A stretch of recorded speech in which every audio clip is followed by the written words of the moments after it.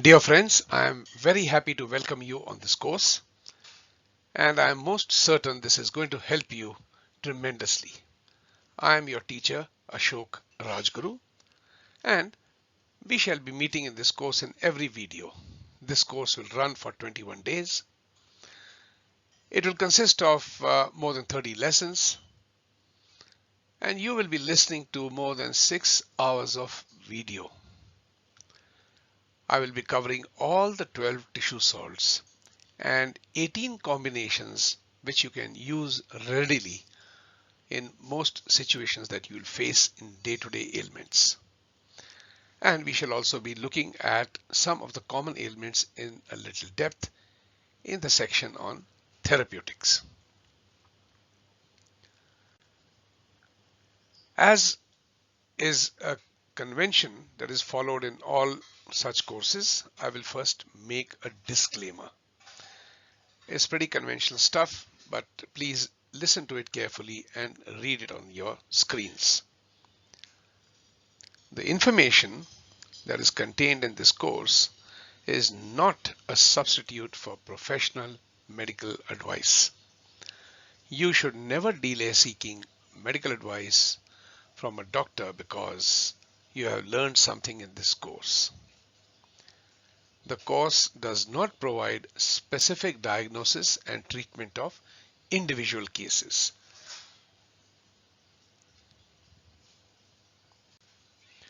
But having made that disclaimer, I would also like to make a claim, and that claim is founded on good knowledge and principles.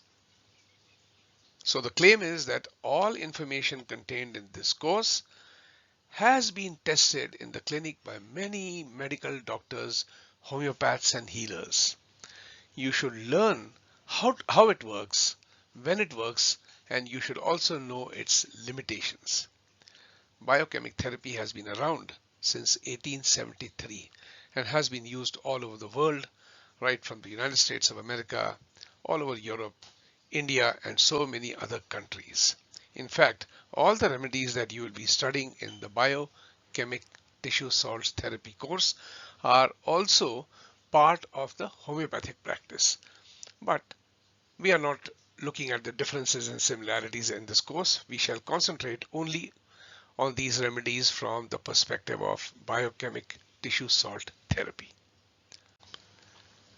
I am now going to read out some golden words of wisdom, and these words have been there around for many centuries. In fact, they have been around since the time of Hippocrates in Greece and Ayurveda in India, dating back to more than 5,000 years. The first principle is first do no harm. Your principal duty as a healer is to heal a person, and in that process you should do no harm. Also remember, no matter how idealistic you wish to be, ideals are like stars.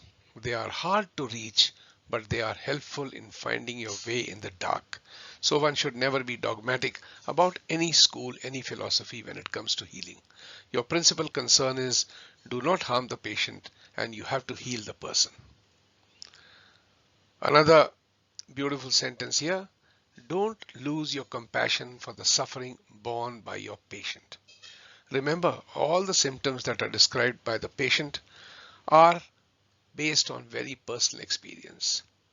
You can only stretch your imagination to understand the suffering unless you have suffered the same kind of a disease or illness. So have compassion and take the person who is describing those patients for their face value. And now I'm going to read out some audacious statements, and I'll tell you where I have taken them from very shortly. The first one might shock quite a few of you, and it says, medicine is for gamblers. Gamblers who are happy to use subtle clues to change their outlook from pessimism to optimism and vice versa. So medicine is a science which is not based on guaranteed principles. It's not because it is not fully evolved. It is simply because life is extremely complex, and many aspects of life are not just unknown, they are unknowable. The second statement is equally audacious. Gambling is your job. We would all rather have a lucky doctor than a wise one.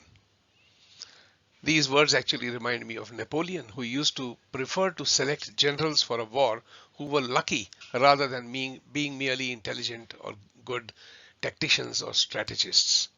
So remember one thing, there is some kind of a divine grace behind every healing process.